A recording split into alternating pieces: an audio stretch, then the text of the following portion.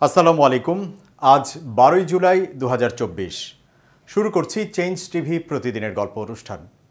দর্শক, আপনাদের সঙ্গে রয়েছি আমি জহিরুল ইসলাম টুটুল। শুরুতেই সংবাদ শিরোনাম। কোটা বিরোধী আন্দোলনে বাধা দিলেই অস্বাভাবিক যা ঘটার আশঙ্কা বিশ্লেষকদের। শত কোটি টাকার বেশি দুর্নীতি হয়েছে পিএসসিতে। গাজায় প্রবেশ করতে চায় সিএনএন, বিবিসি সহ বিশ্বের 64টি মিডিয়া। এবার বিস্তারিত। কোটা সংস্কার আন্দোলনে হামলা ও বাধা দেওয়ার ঘটনায় দেশের সব ক্যাম্পাসে শুক্রবার বিকেলে বিক্ষোভ মিছিল করেছে শিক্ষার্থীরা। সরকারি সব চাকুরিতে কোটা সংস্কারের এক দফা দাবিতে চলমান আন্দোলনে গতকাল বৃহস্পতিবার রাজধানী সহ দেশের বিভিন্ন স্থানে বাধার মুখে পড়েন শিক্ষার্থীরা। কিন্তু পুলিশি ব্যারিকেড ভেঙে আরও বিক্ষুব্ধ হয়ে ওঠেন আন্দোলনরত শিক্ষার্থীরা। কুমিল্লা বিশ্ববিদ্যালয়ের শিক্ষার্থীদের সঙ্গে পুলিশের ধাওয়া, পাল্টা ধাওয়া ও ফাঁকা গুলির ঘটনা ঘটে। চট্টগ্রামে আন্দোলনকারীদের লাঠিপেটা করে পুলিশ। রাজধানীর শাহবাগেও পুলিশের ব্যারিকেড ভেঙে সড়কে অবস্থান নেন ঢাকা বিশ্ববিদ্যালয়ের শিক্ষার্থীরা। বৃহস্পতিবার রাত 8:30টায় অবরোধ কর্মসূচি শেষ করে নতুন কর্মসূচি ঘোষণা করেন আন্দোলনরত শিক্ষার্থীরা। তারা সব গ্রেডে অনগ্রসর গোষ্ঠী, বিশেষ চাহিদা সম্পন্নদের জন্য কোটা ন্যূনতম পর্যায়ে এনে জরুরি সংসদ অধিবেশন ডেকে আইন পাশ করার দাবি জানান। কোটা আন্দোলনের অন্যতম সমন্বয়ক নাহিদ ইসলাম বলেন, আমরা কোনো ফাঁদে পা দিতে চাই না। আমরা কোটা সমস্যার চূড়ান্ত সমাধান চাই। আমাদের এক দফা দাবি নির্বাহী বিভাগের কাছে। আমরা সব গ্রেডের কোটা সংস্কারের কথা বলছি, যেটাই শুধু সরকারই হস্তক্ষেপ করতে পারে। সংসদে জরুরি অধিবেশন ডেকে আইন পাশ করে কোটা সমস্যার সমাধান করতে হবে। তার আগ পর্যন্ত আমরা রাজপথে আন্দোলন চালিয়ে যাব। তিনি আরও বলেন, সরকার ও আদালতের রায়ে এই আন্দোলনের প্রেক্ষাপট তৈরি হয়েছে। এই জনদুর্ভোগের দায় সরকারকে নিতে হবে। বিশ্লেষকরা বলছেন, সাধারণ ছাত্ররা যুক্ত হওয়ায় কোটা বিরোধী আন্দোলন ভয়াবহ রূপ নিতে পারে। সরকার পরিস্থিতি আঁচ করে এখনও কোনো শক্ত প্রতিরোধ করছে না। তাদের মতে কোটা বিরোধী আন্দোলন দমন করতে যাওয়া মানে জেনে শুনে আগুনে হাত দেওয়ার মতো হবে। তার চেয়ে বরং আন্দোলনকারীদের সঙ্গে সমঝোতা করতে পারলে মঙ্গল হবে সরকারের। এদিকে বৃহস্পতিবার সকাল থেকে আদালতের নির্দেশনা মেনে কোটা আন্দোলন থেকে সরে যেতে আহ্বান জানাতে থাকেন সরকারের ঊর্ধ্বতনরা। বিশ্ববিদ্যালয়ের মঞ্জুরি কমিশন ইউজিসি থেকেও আদালতের নির্দেশনা মনে করিয়ে দিয়ে সরকারি বেসরকারি বিশ্ববিদ্যালয়ের উপাচার্যদের কাছে চিঠি পাঠানো হয়। কিন্তু বৃহস্পতিবার আগের দিনের চেয়ে আরও বেশি বিক্ষুব্ধ ছিলেন শিক্ষার্থীরা। তারা সরকারি চাকুরিতে 5% বেশি কোটা মানবে না বলে জানিয়ে দিয়েছেন। দাবি আদায় না হওয়া পর্যন্ত আন্দোলনে অনড় থাকার ঘোষণাও দিয়েছেন তারা। আইনমন্ত্রী আনিসুল হক বলেছেন, যারা বাংলাদেশের স্বাধীনতার বিরোধী এবং বঙ্গবন্ধুকে সপরিবারে হত্যা করেছে, কোটা আন্দোলনে সেই সব প্রেতাত্মাদের অংশগ্রহণ বা ষড়যন্ত্র অস্বীকার করতে পারবো না। শুক্রবার সকালে আখাউড়া রেলওয়ে জংশনে কোটা বিরোধী আন্দোলন বিষয়ে সাংবাদিকদের প্রশ্নের জবাবে আইনমন্ত্রী আনিসুল হক এই কথা বলেন। এর আগে তিনি সকাল 10:15টার দিকে ঢাকা থেকে ছেড়ে আসা আন্তনগর মহানগর এক্সপ্রেস ট্রেনে আখাউড়া রেলওয়ে স্টেশনে এসে পৌঁছান। এ সময় বিপুল সংখ্যক নেতাকর্মী আইনমন্ত্রীকে স্বাগত জানান। আইনমন্ত্রী বলেন, এটা আপনারাও বুঝতে পেরেছেন, আমরাও বুঝেছি, কিন্তু আমার বিশ্বাস যারা নতুন প্রজন্মের ছাত্রছাত্রী কোটার ব্যাপারে তাদের বক্তব্য প্রকাশ করেছে। সর্বোচ্চ আদালত যে আদেশ দিয়েছে সেই আদেশ তারা মেনে অবশ্যই ঘরে ফিরে যাবে। আমি বিশ্বাস করি তারা জনগণের অসুবিধা হোক, জনগণ দুঃখ কষ্ট ভোগ করুক, সেগুলো পরিহার করে তারা তাদের ব্যবস্থা নেবে। মন্ত্রী বলেন, আমার মনে হয় তারা ঘরে ফিরে যাবে। কোটা বিরোধী আন্দোলনকারীরা যদি ঘরে ফিরে না যায়, সেক্ষেত্রে সরকারের অবস্থান কি হবে জানতে চাইলে মন্ত্রী বলেন, সরকারের দায়িত্ব হলো জনগণের জানমাল রক্ষা করা, জনগণের সুবিধা ও অসুবিধা দেখা। সেখানে যদি কেউ বাধাগ্রস্ত করে, সেক্ষেত্রে সরকারের দায়িত্ব আইন অনুযায়ী ব্যবস্থা নেওয়া। বাংলাদেশ সরকারি কর্ম কমিশন পিএসসি এর কতজন প্রশ্নপত্র ফাঁসকাণ্ডে জড়িত তা এখনও নিশ্চিত হতে পারেনি অপরাধ তদন্ত বিভাগ সিআইডি। তবে এ পর্যন্ত এই চক্রের মাধ্যমে শত কোটি টাকার দুর্নীতি হয়েছে বলে তদন্তে তথ্য পাওয়া যাচ্ছে। সিআইডি সূত্র এসব তথ্য দিয়েছে। সিআইডির ভাষ্য, প্রশ্ন ফাঁসের এই চক্রে শতাধিক দুর্নীতিবাদ জড়িত। এর মধ্যে পিএসসির অন্তত 16 জন সাবেক ও বর্তমান কর্মকর্তা কর্মচারীর নাম পাওয়া গেছে।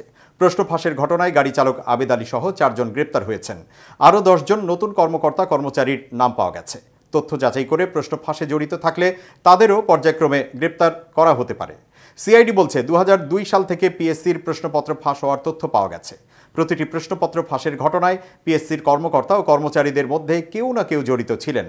এর মধ্যে অনেকে গ্রেপ্তার হয়েছেন, অনেকের বিরুদ্ধে মামলা হয়েছে। সেসব মামলায় কারা আসামি ছিলেন, কার কার বিরুদ্ধে কী ধরনের অভিযোগ আনা হয়, কে কত টাকার মালিক হয়েছেন, কে কে জামিনে রয়েছেন, ব্যাংকে কার কত টাকা আছে, তারা কত টাকা ব্যাংকের মাধ্যমে লেনদেন করেছেন, তারা বিদেশে কত টাকা পাচার করেছেন, এমন সব বিষয়ে তদন্ত করা হচ্ছে। এসব তথ্য মন্ত্রণালয়কে জানানো হচ্ছে। জাহাঙ্গীর আলম ও আবু জাফর এবং সহকারী পরিচালক SM আলমগীর কবির ও সাবেক সহকারী পরিচালক নিখিল চন্দ্র রায় সহ আরও অন্তত অনেক কর্মকর্তার নাম পাওয়া গেছে। তাদের মধ্যে এ পর্যন্ত 6 কর্মকর্তা সহ 17 জনকে গ্রেপ্তার করা হয়েছে। এর মধ্যে নিখিল চন্দ্র এখনও গ্রেপ্তার হয়নি। এছাড়া পিএসসির পরিচালক এনামুল বশির, সহকারী পরিচালক আব্দুর রউফ, অফিস সহায়ক ডন কুমার, গাড়ি চালক আতাউর রহমান সহ আরও 10 জনের বিরুদ্ধে এই ধরনের অভিযোগ ওঠায় তাদের বিরুদ্ধে পাওয়া তথ্য যাচাই করছে সিআইডি।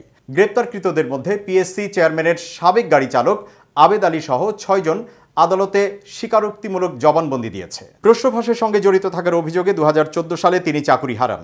তবে পিএসসি থেকে চাকরি চলে গেলেও আবেদ আলীর প্রশ্ন ফাঁসের কার্যক্রম থেমে থাকেনি। তিনি এই সিন্ডিকেটের গুরুত্বপূর্ণ সদস্য ছিলেন এবং তার ছেলেকেও এই সিন্ডিকেটের সঙ্গে জড়িত করেন। তদন্তে এরই মধ্যে আবেদ আলীর বিরুদ্ধে শত কোটি টাকার সম্পদের তথ্য বেরিয়ে এসেছে। এর বাইরে ফরিদপুরে সরকারি জমি দখল করে পশুর খামার করার তথ্য পাওয়া গেছে। পিএসসির সাবেক ও বর্তমান কর্মকর্তা কর্মচারীদের অনেকেই দুর্নীতির মাধ্যমে বিত্তশালী হয়ে উঠেছেন। এই তথ্য জানিয়ে সিআইডি সূত্র বলেছে, প্রশ্নপত্র ফাঁসের ঘটনায় গত সোমবার রাতে 31 জনের নামে এবং অজ্ঞাত পরিচয় 50 থেকে 60 জনকে আসামি করে এই বিষয়ে মামলা করা হয়। তাদের মধ্যে অন্তত 14 জন অভিযুক্ত পলাতক রয়েছেন। এই কর্মকর্তারা প্রশ্নপত্র ফাঁস করে পিএসসির ডেসপাচ রাইডার খলিলুর রহমান ও অফিস সহকারী সাজেদুল ইসলামের মাধ্যমে আবেদ আলীর হাতে তুলে দিতেন বলে জানায় সিআইডি। সূত্র বলছে, তাদের মধ্যে অনেকেই চতুর্থ শ্রেণীর কর্মচারী হলেও রাজধানীর অভিজাত এলাকায় একাধিক ফ্ল্যাট, বাণিজ্যিক এলাকায় জায়গা এবং দামি গাড়ির মালিক হয়েছেন। সিআইডি সূত্র জানায়, গত 3 মাসে এই সিন্ডিকেট সদস্যদের ব্যাংক অ্যাকাউন্টে অন্তত 25 কোটি টাকা লেনদেন হয়েছে। বাংলাদেশ ফিনান্সিয়াল ইন্টেলিজেন্স ইউনিটের সহায়তায় সিআইডি 17 আসামির ব্যাংক অ্যাকাউন্টের নথি জব্দ করেছে। গ্রেপ্তারকৃতদের জিজ্ঞাসাবাদ ও হোয়াটসঅ্যাপ কথোপকথন থেকে প্রশ্ন ফাঁসের ঘটনায় অর্থ লেনদেনের কিছু চাঞ্চল্যকর তথ্য পাওয়ার কথা জানিয়েছে সিআইডি। সূত্র বলছে, গ্রেপ্তার 17 জন 2টি গ্রুপে কাজ করতেন। চুক্তি অনুযায়ী একজন প্রার্থীর কাছে প্রিলিমিনারি পরীক্ষার আগে তাঁরা 1 থেকে 2 লাখ টাকা নিতেন। একইভাবে লিখিত ও মৌখিক পরীক্ষার আগে 1 থেকে 2 লাখ টাকা দিতে হতো। সরকারি চাকুরির ক্ষেত্রে 18 থেকে 20 লাখ টাকা নিতেন তারা। আর বিসিএস এর জন্য চুক্তি হতো 45 থেকে 50 লাখ টাকায়। এভাবে প্রশ্ন ফাঁসকারী চক্রের সদস্যরা এ পর্যন্ত 100 কোটি টাকার বেশি লেনদেন করার তথ্য পাওয়া গেছে বলে জানিয়েছে সিআইডি সূত্র। এবার খুব জরুরি 1 মিনিট জানাচ্ছেন ইউনেস্কো ক্লাব পুরস্কার বিজয়ী সাংবাদিক আমিরুল মোমিনিন মানিক। খুব জরুরি 1 মিনিটে প্রত্যেককে আমন্ত্রণ। প্রিয় বন্ধুরা, আমরা অহর্নিশি মোনাজাত করি, অনেক সময় নামাজ শেষে প্রার্থনা করি, অথবা মনে মনেই অনেক কিছু প্রত্যাশা করি। আপনি দীর্ঘদিন ধরে মনে মনে কোনো কিছু চাইছেন অথবা মোনাজাতে আল্লাহর কাছে বলছেন, কিন্তু কবুল হচ্ছে না। আপনি অধৈর্য হবেন না। আপনি মনে রাখবেন, এমন একটা সময় আসবে তখন আপনার এই মোনাজাত অক্ষরে অক্ষরে প্রতিফলিত বা বাস্তবায়ন হবে। কিন্তু তার আগ পর্যন্ত আপনাকে ধৈর্য ধরতে হবে। ধরুন, আপনি একটা জিনিস আজকে চাইলেন, সেটা আজকেই পেয়ে গেলেন, তার মূল্য আপনি বুঝবেন না, অথবা আজকে পেলে আপনি বিপদেও পড়তে পারেন। সুতরাং আপনি প্রার্থনা করে যান মনে প্রাণে। অবশ্যই প্রার্থনায় আন্তরিকতা থাকলে আপনি পাবেন আপনার আকাঙ্ক্ষিত বিষয়টি। ভালো থাকবেন, সবার জন্যে শুভেচ্ছা নিরন্তর। এবার মধ্যপ্রাচ্য প্রসঙ্গ। তুরস্কের president Recep Tayyip Erdogan NATO এবং রাশিয়ার মধ্যে সংঘর্ষের বিষয়ে উভয়কেই সতর্ক করেছেন। ইউক্রেনকে শক্তিশালী করার লক্ষ্যে একটি জোটের শীর্ষ সম্মেলনে এরদোয়ান বলেছেন, কূটনীতিরও একটি বিকল্প হতে হবে। ওয়াশিংটনের শীর্ষ সম্মেলনে ইউক্রেনে F-16 যুদ্ধবিমান হস্তান্তর এবং জার্মানিতে দূরপাল্লার ক্ষেপণাস্ত্র মোতায়েনের মার্কিন পরিকল্পনা সহ ঘোষণাগুলো দেয়া হয়। পাশাপাশি নেটো থেকে খুব গুরুতর হুমকির প্রতিক্রিয়া সম্পর্কে সতর্ক করেছে রাশিয়া। নেটোর 75তম বার্ষিকীর শীর্ষ সম্মেলনের পর এরদোয়ান এক সংবাদ সম্মেলনে বলেন, আমি এখানে অকপটে আমার মতামত তুলে ধরেছি যে নেটোকে কখনো ইউক্রেনের যুদ্ধে কারো পক্ষ হতে দেওয়া উচিত নয়।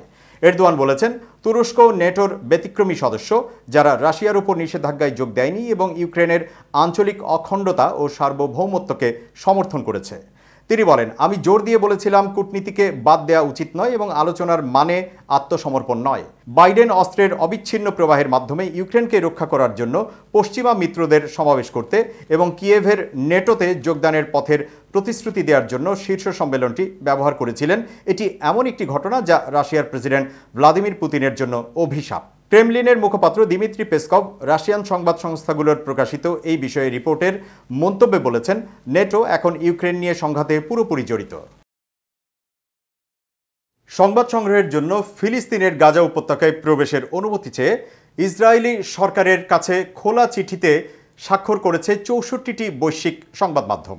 CNN, BBC, agency France press, AFP, associated press সহ বিশ্বের প্রায় সব প্রথম সারির সংবাদ মাধ্যমের নির্বাহী প্রতিনিধিরা সেই চিঠিতে স্বাক্ষর করেছেন। বৃহস্পতিবার চিঠিটি প্রকাশ করেছে সাংবাদিকদের সুরক্ষা ও অধিকার আদায় বিষয়ক বৈশ্বিক সংস্থা কমিটি টু প্রোটেক্ট জার্নালিস্ট। সেখানে বলা হয়েছে, আমরা এই চিঠিতে স্বাক্ষরকারী বিভিন্ন সংবাদ সংস্থা ইসরায়েলি কর্তৃপক্ষ বরাবর এই আহ্বান জানাচ্ছি যে গাজায় আন্তর্জাতিক সংবাদ মাধ্যমের প্রবেশ রোধ করতে যেসব বিধিনিষেধ জারি হয়েছে সেগুলো যত শিগগির সম্ভব তুলে নিন এবং সংবাদ সংগ্রহের জন্য আন্তর্জাতিক সংবাদ সংস্থাগুলোর কর্মীদের প্রবেশ করতে দিন। 2023 সালের 7 অক্টোবর ইসরায়েলের ভূখণ্ডে গাজা উপত্যকা নিয়ন্ত্রণকারী গোষ্ঠী হামাসের যোদ্ধারা অতর্কিত হামলা চালানোর পর ওই দিন থেকেই গাজায় অভিযান শুরু করে ইসরায়েলের প্রতিরক্ষা বাহিনী আইডিএফ, যা এখনও চলছে। ভয়াবহ সেই অভিযানের 9 মাসে কার্যত ধ্বংসস্তূপে পরিণত হয়েছে গাজা। নিহত হয়েছেন 38,000-এরও বেশি মানুষ, আহতের সংখ্যা ছাড়িয়েছে 80,000। এই অভিযানের শুরু থেকে আন্তর্জাতিক সংবাদ মাধ্যমগুলোর প্রবেশ নিষিদ্ধ করেছে ইসরায়েল সরকার। স্থানীয় যেসব সংবাদ মাধ্যম সংবাদ সংগ্রহ করছে তাদেরকেও নানাভাবে বাধা দেওয়া হচ্ছে। গাজায় সংবাদ সংগ্রহ করতে গিয়ে এ পর্যন্ত প্রাণ হারিয়েছেন শতাধিক সংবাদকর্মী। খোলা চিঠিতে এই প্রসঙ্গে বলা হয়েছে, যুদ্ধের আজ 9 মাস চলছে, কিন্তু এখনও গাজায় আন্তর্জাতিক সংবাদ মাধ্যমগুলোর সংবাদকর্মীদের প্রবেশ করতে দেওয়া হচ্ছে না। বিদেশি সাংবাদিকদের প্রবেশ নিষেধাজ্ঞা জারি থাকায় যুদ্ধের সংবাদ সংগ্রহে নিয়োজিত স্থানীয় সাংবাদিকদের ওপর অসম্ভব চাপ পড়ছে। এই চাপ পুরোপুরি অযৌক্তিক এবং অগ্রহণযোগ্য। দর্শক, শেষ করছি প্রতিদিনের গল্পের আজকের গল্প। চেঞ্জটিভি.প্রেস বাংলাদেশের ইউটিউব জার্নালিজমের অগ্রদূত। ভিজিট করুন এর ওয়েবসাইট www.changetv.press, ইউটিউব youtube.com/changetvpress এবং সাবস্ক্রাইব করুন চ্যানেলটি। নিয়মিত লাইক, কমেন্ট ও শেয়ার করে আপডেট রাখুন নিজেকে। ভালো থাকুন, নিরাপদে থাকুন, শুভেচ্ছা নিরন্তর।